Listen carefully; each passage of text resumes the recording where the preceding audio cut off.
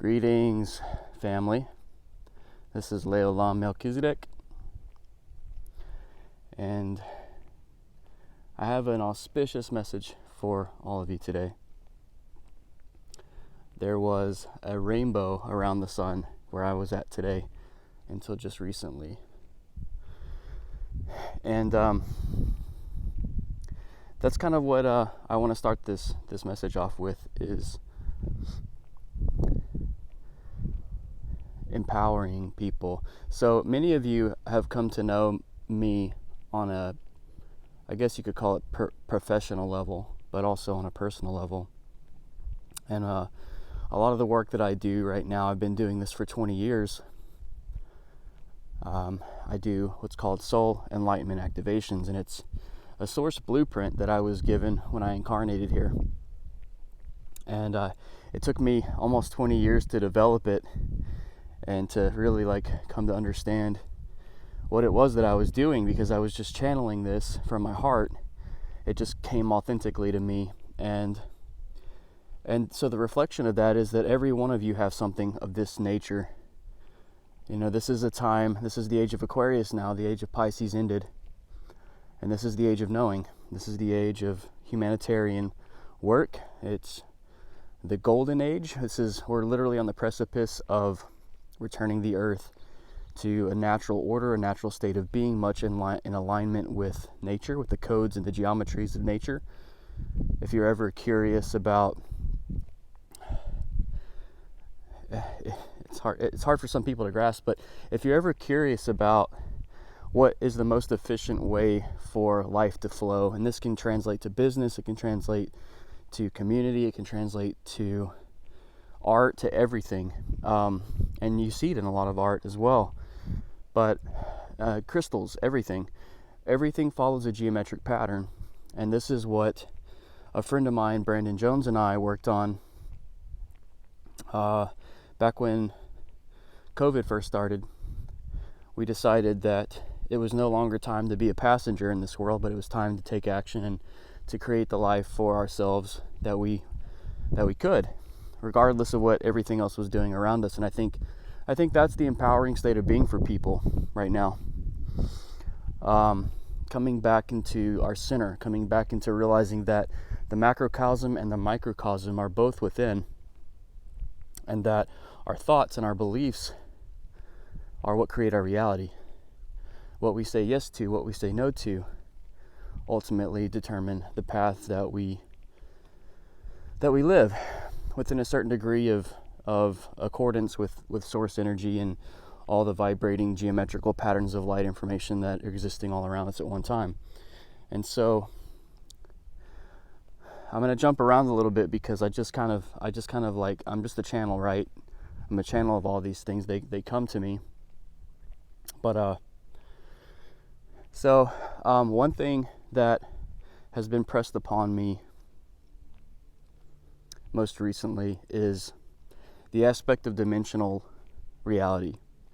So a lot of people, there's a lot, I'm connected to a lot of people that are more enlightened, that are more multidimensional, actualized beings, you know, and I've been privileged to meet, I don't know if it's because of my name or just my soul blueprint, but I've been privileged to meet beings that are truly, like, most people don't meet beings like the beings that I've met.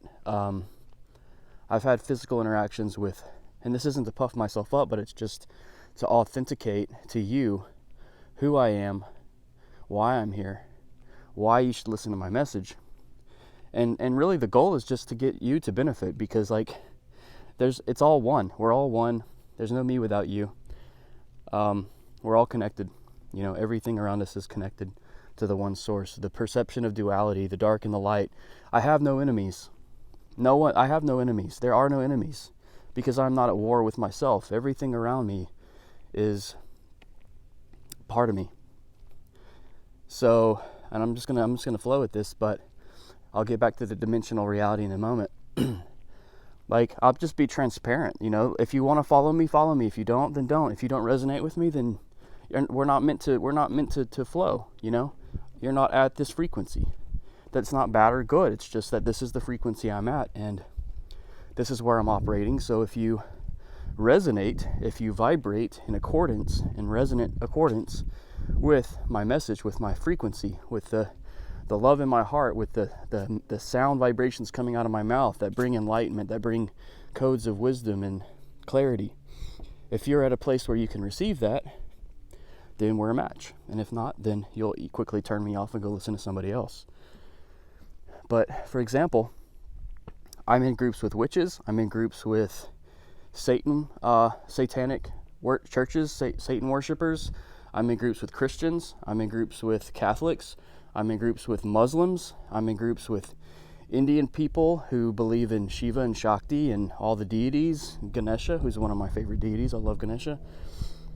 But these are all one. They're all one, and you come to a place where, in enlightenment, where you realize this, and you're thankful for all the lessons.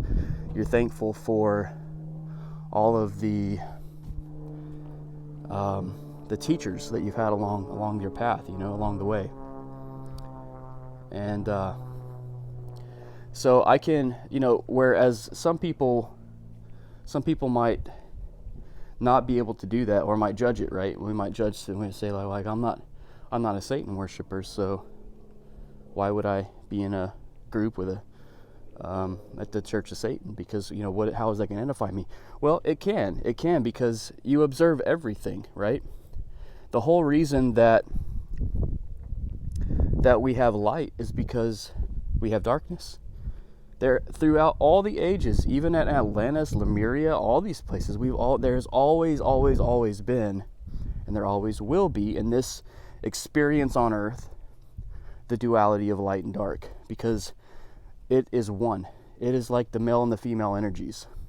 It is like the expression, and without one, you would not have the other. And so, the darkness is criminalized and hated by some people, but the darkness is where the light started. It's the child of the light.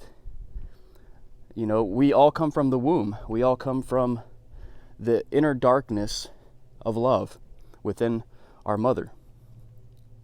Just like the earth, just like the crystals come out of the core of the earth, right? And they're all unique, and they all have specific frequencies and geometric patterns, and each one looks different, has different colors. They're all unique, but they're all similar.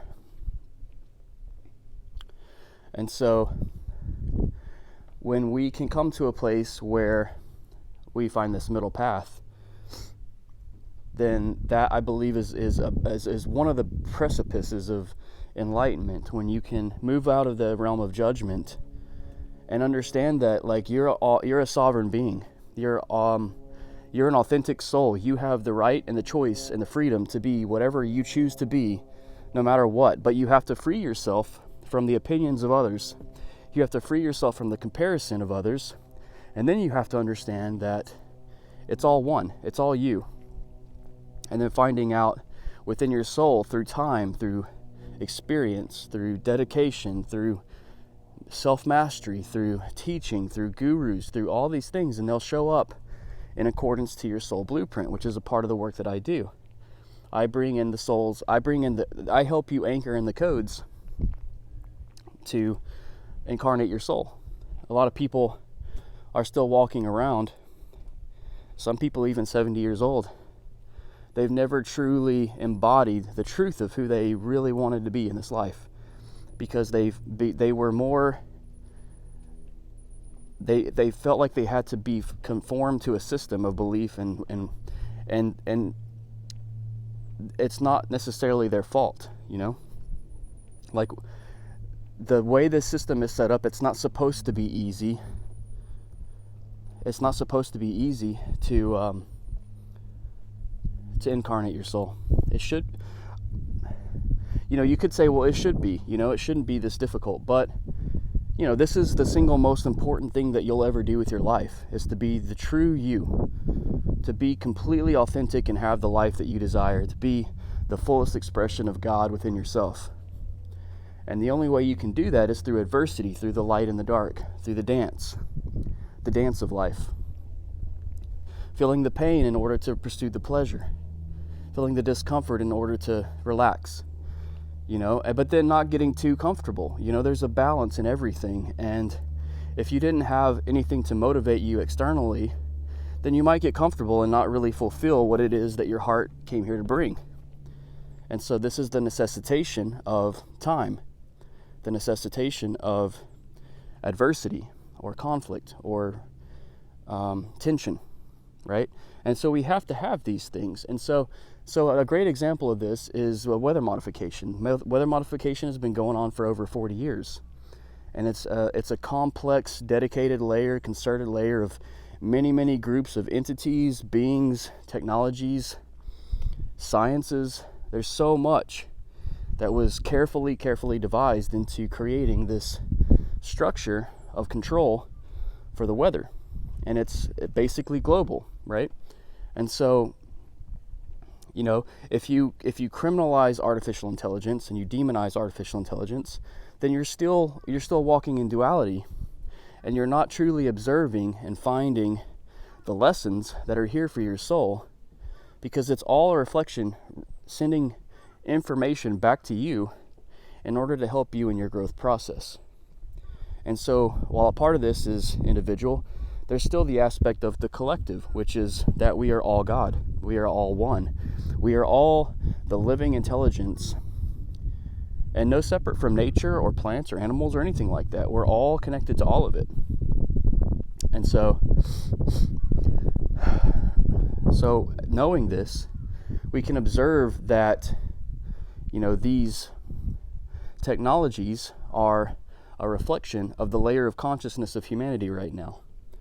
Even though they're, necessarily controlled by a very small amount of people or entities that were put in place for these purposes, things are all running the way they're supposed to be running. And the thing about the beauty of this is that if they're, like for me, for example, I don't prefer weather modification. I miss the days when children could laugh and play and be out in the sun and not worry about, heavy metals or, whether or not they were going to get sufficient sunlight. And there was more innocence. But we don't live in a culture of innocence anymore. We live in a culture of many inversions, and not that that's a bad or good thing, I'm not judging it, but we're having the collective experience based on the collective energy that we observe and that we perpetuate. So if we have 5 billion TV and phone screens that are communicating to us on a daily basis that something is true, whatever that perspective is, if we're all observing it, we're all empowering it. So whether it's the Weather Channel, whether it's As the World Turns, or if that's even still a thing, if it's football, if it's entertainment, if it's fishing, whatever it is, most people are watching. A lot of people still are plugged into these different information stations, right? And then we also know that technology is a reflection of the level of human consciousness. So if people are still greedy, if people are still deceived within themselves and trying to master each other because they're at war with each other, which is a big part of what technology is doing right now, is that we're still at war within ourselves on a collective level. We still observe an enemy, and so therefore reality is taking the shape of disinformation. We've got all these different chemicals and substances in our foods that you just eat like an animal. If you don't have any better sense, you just put it in your mouth and you buy it because it's cheap, and then it goes into your body, and your food sheath or your body is just a culmination energetically and structurally of what it is that you consume. So if you are drinking herbal teas and you're eating fresh, raw fruits and vegetables, you're going to have the highest density of light within your body, which is also the gateway for wisdom and for enlightenment and for actualization. Sun codes that are stored within plant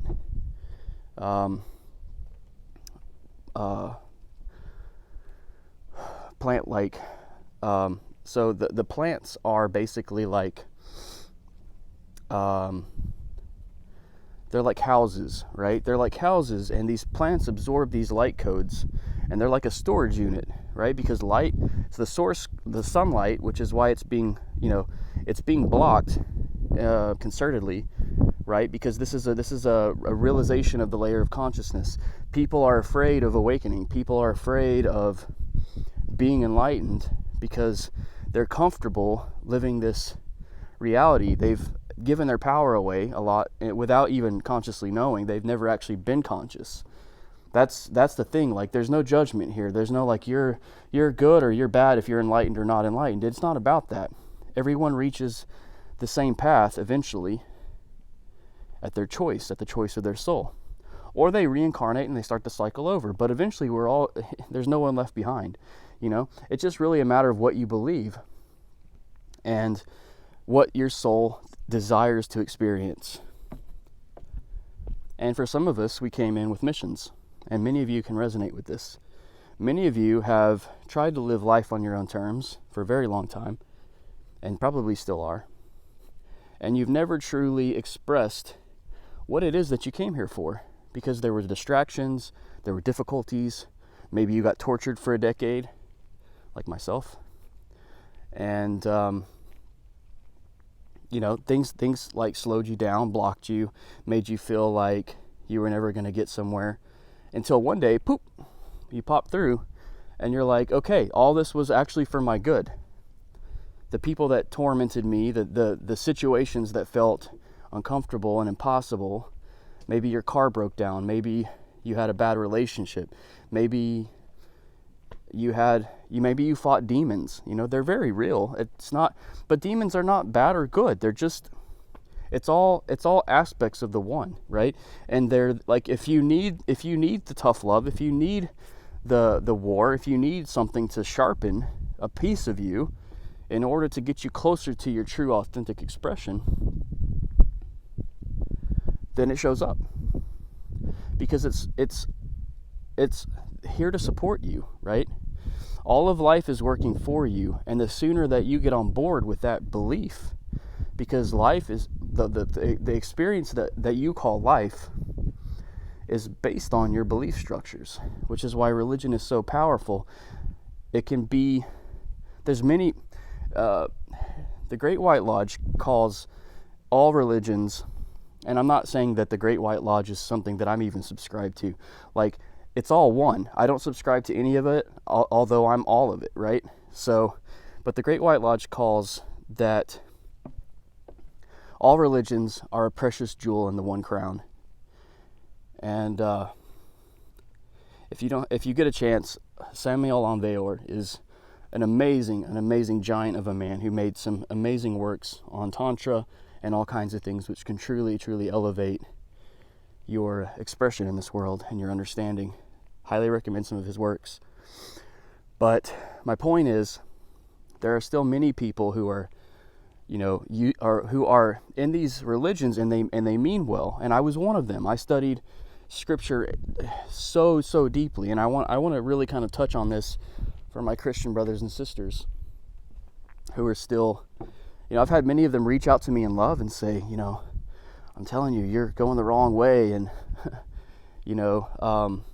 we knew you and you weren't like this, and the thing is, like, I went as deep and as far as I could in scripture. I studied Hebrew and Greek, and I asked all the hard questions in the Bible. I also saw the deception in it.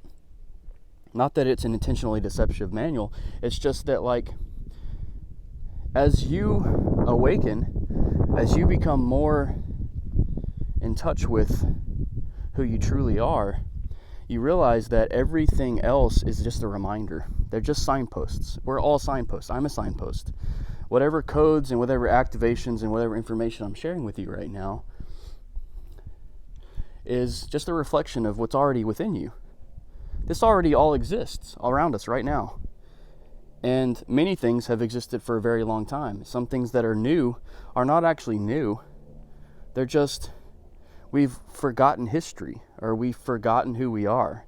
And so these things play out again in order to bring us to the fruition of the truth of what we incarnate to be, because each one of us has a unique expression. Each one of us has something beautiful to give to ourselves and give to the world. And that's the beauty of this experience we call life, is that just like a tree bears fruit in due season, as we go through these waves of life, the difficulties, the trials, the beauty, the joy, all of it, it cultivates this inner fire within us.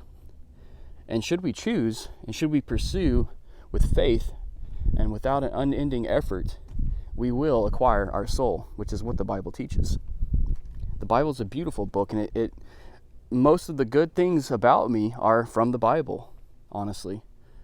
And I've learned just as much from observing the symbolism and in the occult and in Freemasonry, Rosicrucianism, but I'm not attached to any of it. I'm one with all of it, but I have no enemies. And I'm not here to support one over the other. They're all equal in the eyes of God, because all is God. And all is a living intelligence that is love. And it's not to like take it and to dumb it down or to like dilute it and make it sound as if it's not the most important thing in the world. But it brings a light to everything else. It brings an awareness that life is truly beautiful, that life is truly something to be worshipped, because God is life and we are God, and so therefore everything is sacred. Everything is sacred.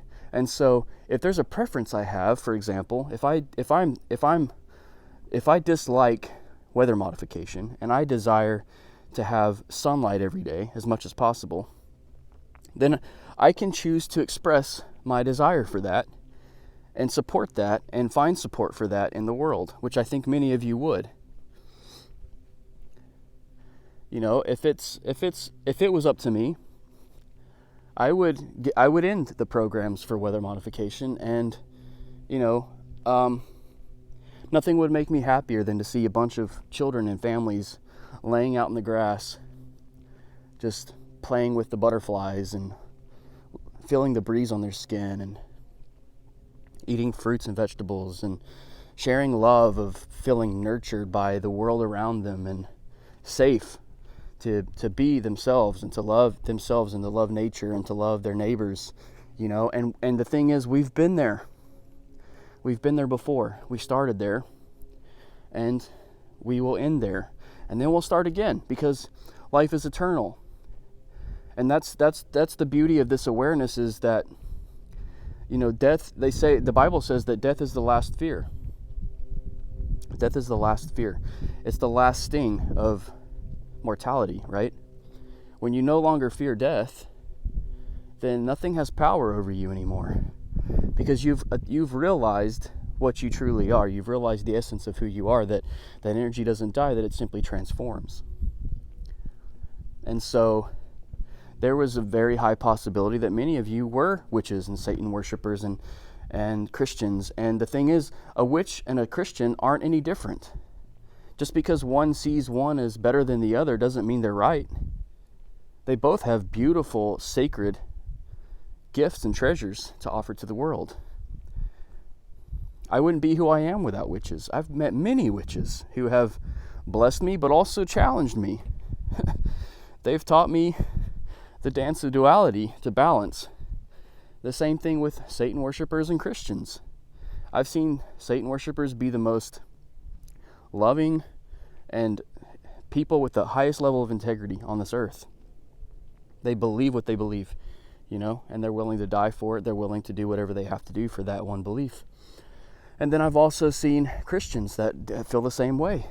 But if you were to deny their belief system, they'll be the first person to turn their back on you. Not that all of them are this way. Everyone's different. But this is my point. My point in bringing this up is to paint the picture of this dance of duality and enlightenment for all of you, so that you can raise your vibration, so that you can authentically express. If you want to be a Satan worshiper, be one.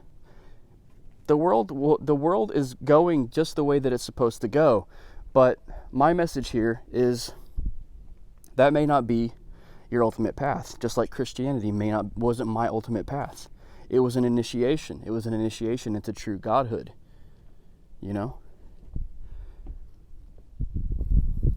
Had I not learned the lessons of the texts and gone within and understood on a deeper layer what this book was actually revealing to me, and not give my power away to a teacher.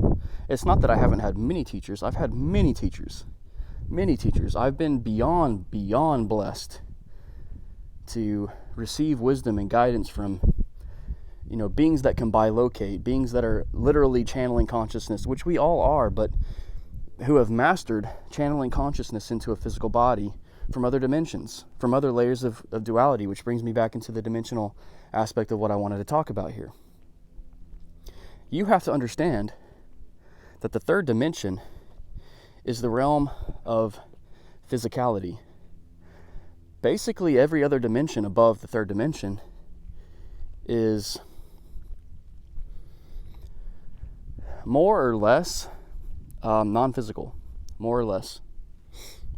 And so, for whatever reason, I'm still here in the third dimension because this is what I chose to experience. It doesn't mean that there aren't other aspects of me or other people along this journey that are, operating in other dimensions. But I've been privileged to meet people and receive all kinds of codes and downloads from all kinds of assistants, and I'm just so grateful. And it doesn't make me any better than anyone else. It just means that my soul purpose is becoming more defined, and I'm recruiting the help that I need. And all of you have the same access. And that's my message. No matter what you identify with right now, it may not necessarily be who you truly are. It may be a stepping stone. But if you never ask that question, then you stay limited in the true access to the wholeness of what you are. And so it's so important to, and this is part of the soul activation work that I do with people, it's so important to, look at the blocks, to look at different schools of thought, different mystery schools, different occult practices, different, the greater expanded view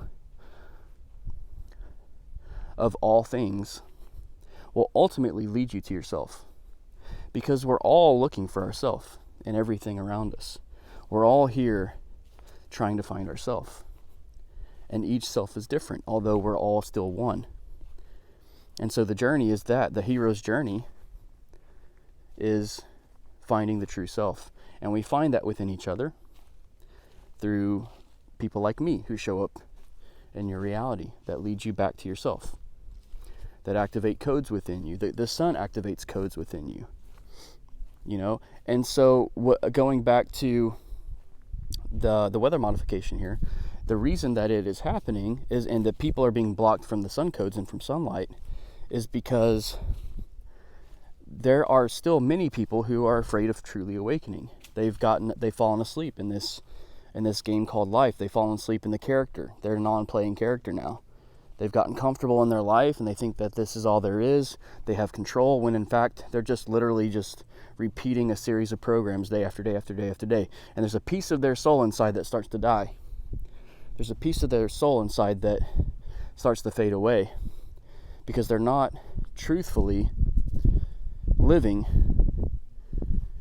who they truly are.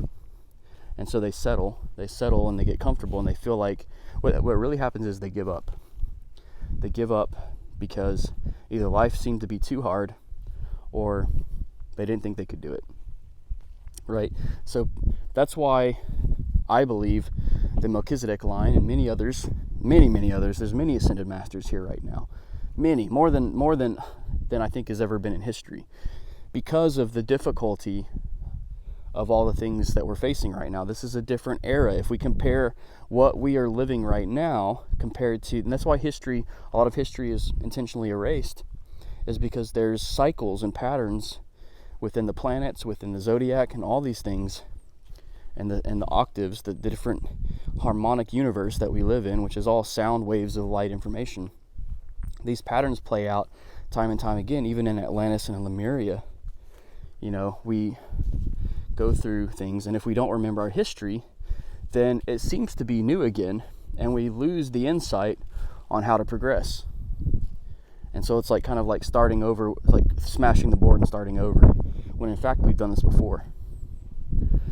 So, getting back to the dimensional aspects of life, one of the most important things you can do to truly move into a higher dimensional state of being, a dimensional awareness, is to realize that the third dimension is the final place for manifestation. The physical form is literally just where the light vibrates into form and takes matter. It manifests on the physical plane with an order and a structure and appears to be solid. And so even though it appears to be separate, it's actually not. It's actually still connected to the one. It's still connected in the quantum. It's still connected to the mind and the observer as well, just like quantum mechanics. And so the wisdom in this is understanding that the higher dimensional planes are all working at the same time outside of our perceived reality, and that our thoughts and our beliefs are creating actively.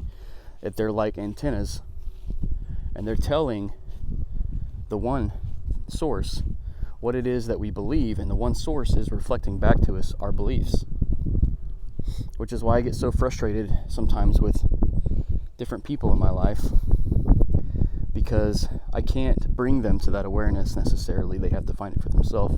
And it's frustrating to me because I would like to be more free sometimes and experience varying degrees of freedom in my life, but because I'm associated with people necessarily who I have in my path right now, if their beliefs aren't in alignment with my beliefs, then we can't manifest the same goal.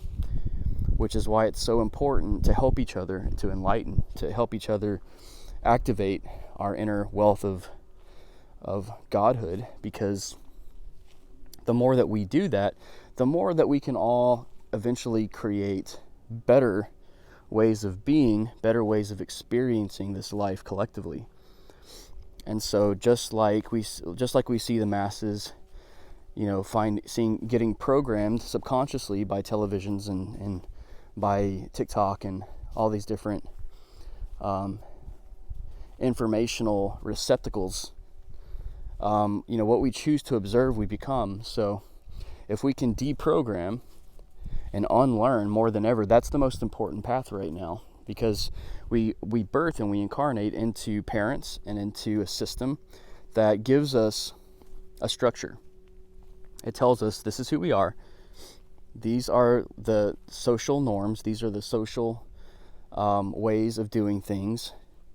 These are the different tasks that need to be performed, so forth and so on. And so for many people, they never question any of it, and they just go along with the program. And that's not bad or good either.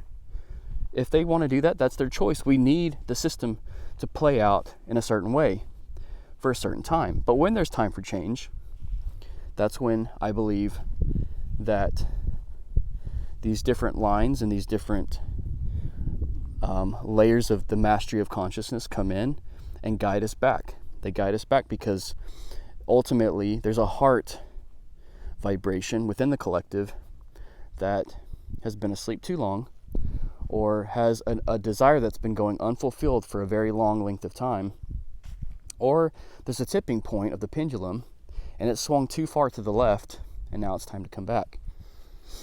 And so, we're all living reminders.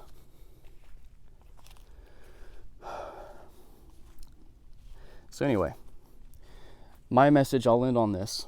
My message for all of you is to go within, remember who you are, open yourself up to your teachers. Realize that they're you too. The teacher is nothing without the student. The teacher is just as much a student as the student is. They've just embodied and processed and grounded more than the other one has at the same time. They're not different. They're just at different points. They're still equal. Just like, some people worship Ganesha. Ganesha's my dude. I love Ganesha. I love everything about him. I think he's an incredible being. But he's also a layer of my consciousness. I love him like I love myself. And I know that he loves me as much as I love myself. And so there's only unity there. So if I need something from Ganesha, if I understand his structure and his consciousness, then I call upon him within my own self, because he's an aspect of me and I'm an aspect of him. There's no separation. There's only the illusion of separation. So, I'm so thankful for anyone here who has been a teacher for me, who's been a guru. I just want to say thank you for the deposits in your life, and I trust that I'm making you proud. And also, I'm thankful for the energy of the Melchizedek line and for choosing me so long ago. And I'm thankful to be in service to the collective. I'm thankful to be in service to all of you, to all religions, to all layers of government and all the secret occult organizations, all of you. I love you all. And I'm so thankful for the many of you who have showed up in my life secretly and given me the downloads and continue to kind of walk beside me, whether it's to challenge me or to uplift me. I've had a hard life by many standards, and I'm grateful for that, because had I not been through nearly 40 years of suffering and hardship, I may not have anchored all these codes. I may not have truly found myself. And so looking back in hindsight, you realize that this is all serving you. You know what I mean?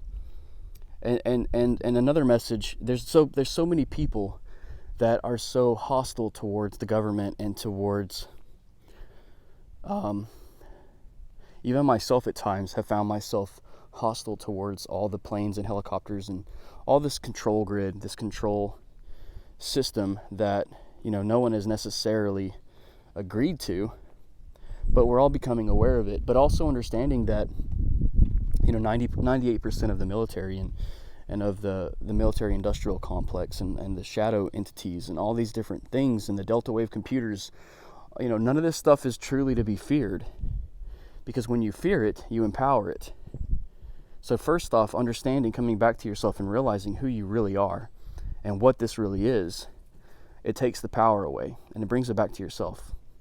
Understanding that 98% of the collective that is engaged in mass hypnosis is there by choice on some level. Everyone is doing what they want to do, but it's important, like I said, for people like us, like 98% of the people in the military are literally enslaved to operate under that frequency, and these frequencies are shifting. These frequencies will shift more as we shift more, everything is one. So it's so important that we illuminate each other. We bring each other into the awareness of who we are, because the sooner that we wake up, the sooner that we embody and find ourselves, find the love that we are through the dance of duality, and come into the singularity of the one, of that one loving consciousness. That's the sweet spot. That's where we get to authentically be who we are in the world and give our gift and be fulfilled and empower each other and bless each other. And just because I'm an agent of empowerment, I'm a red overtone Skywalker. That's how I play with energy. This is something I teach people as well. I teach people about the different structures of energy. As you gain consciousness and awareness, you gain access to more and more of yourself. You start downloading, just like Neo, you start downloading more and more skills and attributes to your character, right? And then you can choose to do your own thing. But in my case is like I'm ruled by Uranus. I'm a humanitarian by nature. I'm an Aquarius. I'm a Leo rising. Like I have to give my light. I'm just like the sun. If I can't shine, if I can't make other things radiate, then that's why I'm here. But it's knowing that. It's one thing to say that, but when you know it and you embody it and you do it and you live it and you are it, that's the difference I'm talking about. And so If you've worked a job 40, 50, 60 hours a week the rest of your life, and you're still smoking weed, and you're doing all these things to like limit yourself or to be comfortable, then you may not have truly contacted the God within you. And so that's what my message is today. And in respect to the other dimensional ways of, going back to the other dimensional ways of being and existing, understanding that the less identified that you are with your body, the less identified you are with the physical world that you're observing with your eyes, the more that you'll start to operate in the higher dimensional aspects of knowing and being.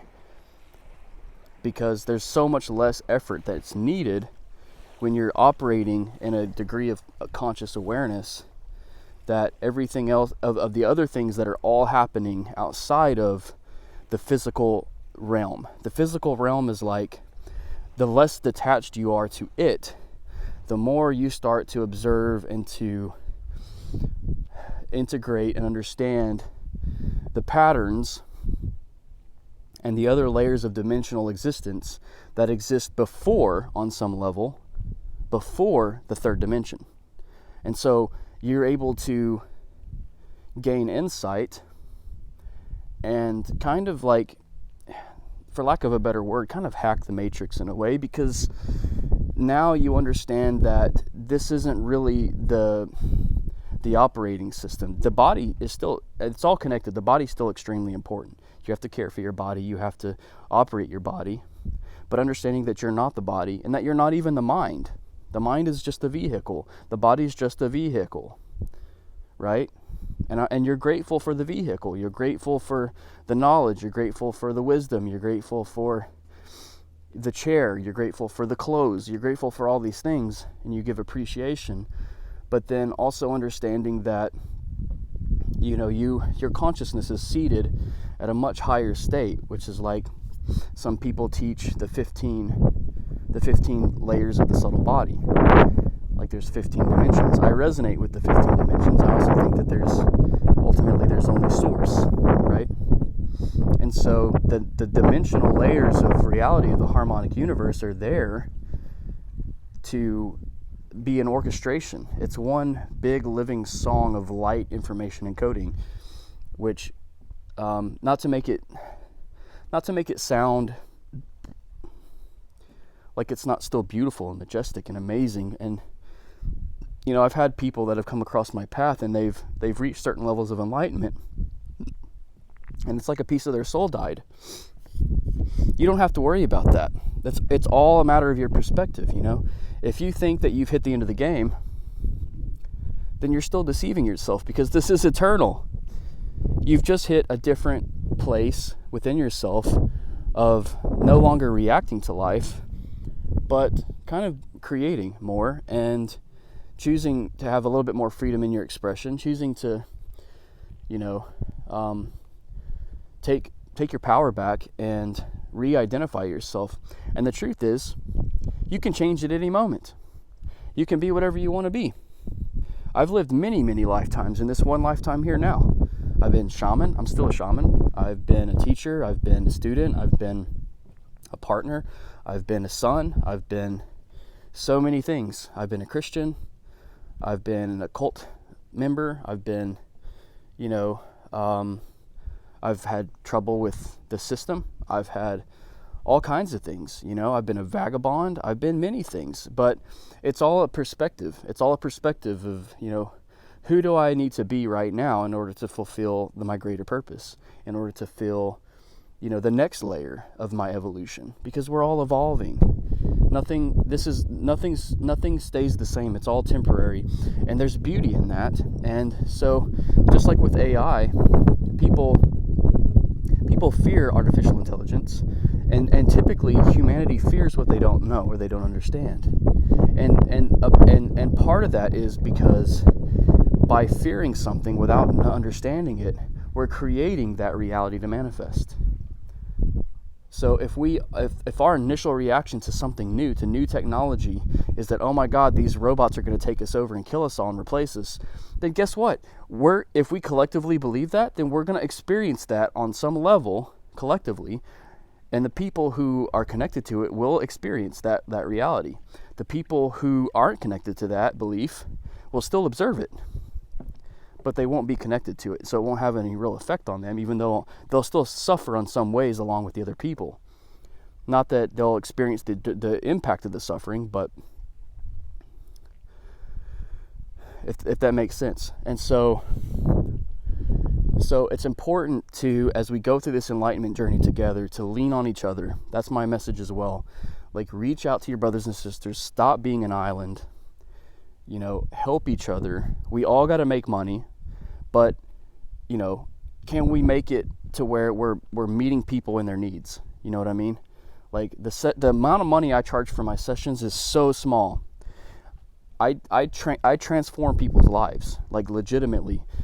When they meet me, they're different. They're going to be different. They're going to have a different life. So $200, which will most likely raise at some point down the road, is nothing, because I've had people tell me, $2,000, $3,000 wouldn't even, it's not even, it's worth so much more than that. But I can't expect people to all have that kind of money, right? So my other message within this message is to the people who are doing the work in consciousness. I'm not even going to call them light workers. I don't think light workers is a good name. I think that's a restrictive name, because the light workers are just transmuting the dark. So they're really dark workers, if you want to call it that way. You can look at it either way you want. But it's understanding that there's no enemy. There's no enemy. It's all one, and there's beauty and information and wisdom in all of it, and it's the observer that gets to experience it all. And that's true freedom. True freedom is being able to observe it all, to be attached to none of it, and to embody all of it with a preference. You are sovereign. You have the right to experience and to be that which you choose to be, and nobody can decide that for you. Nobody can take that away from you. You decide what you will do with it.